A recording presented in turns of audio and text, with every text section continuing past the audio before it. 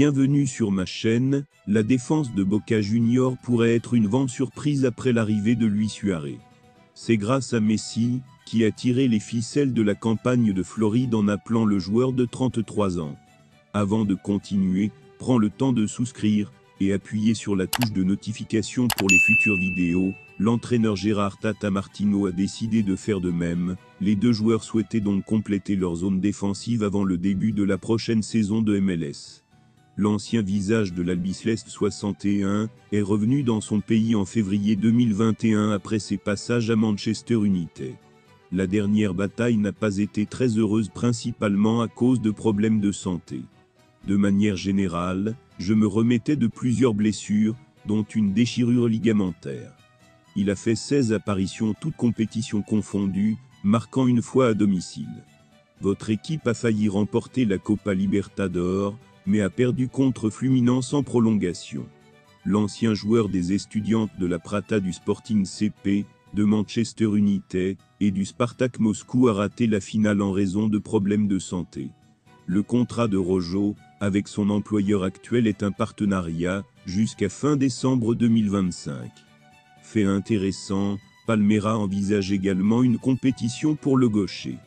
Les champions brésiliens veulent maintenir leur domination à domicile, et se battre pour le titre de club champion sud-américain. Lionel Messi veut emmener un coéquipier à l'Inter Miami. Selon le journaliste Hernan Castillo, Marcos Rojo était le joueur demandé par Lionel Messi à la direction du club nord-américain. La même source affirme que, malgré cela, le contrat ne semble pas facile à réaliser. En plus de l'Inter Miami de Lionel Messi, le Palmeiras d'Abel Ferreira a également manifesté son intérêt pour la signature du joueur qui jouait auparavant pour le Sporting CP. Un an après Karim Benzema, le Ballon d'Or a couronné une tête bien connue de son palmarès, Lionel Messi.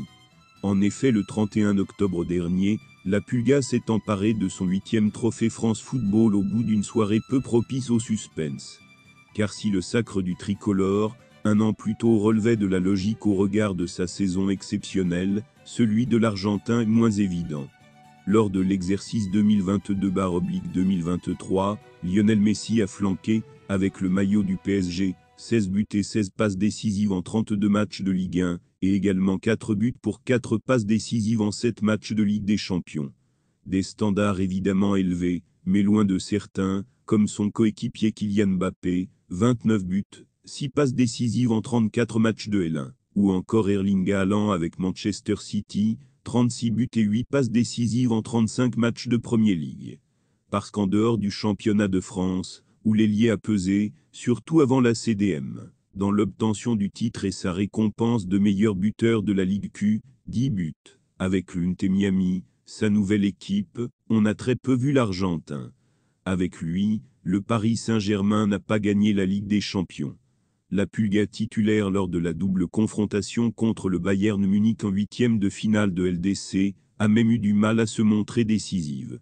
Sans parler de ses débuts en MLS, où le club propriété de David Beckham n'a pas réussi à se qualifier pour les playoffs.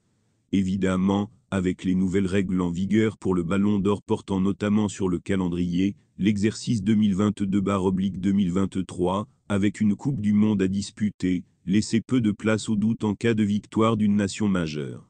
Merci d'avoir regardé cette vidéo, et je vous prie de laisser vos commentaires.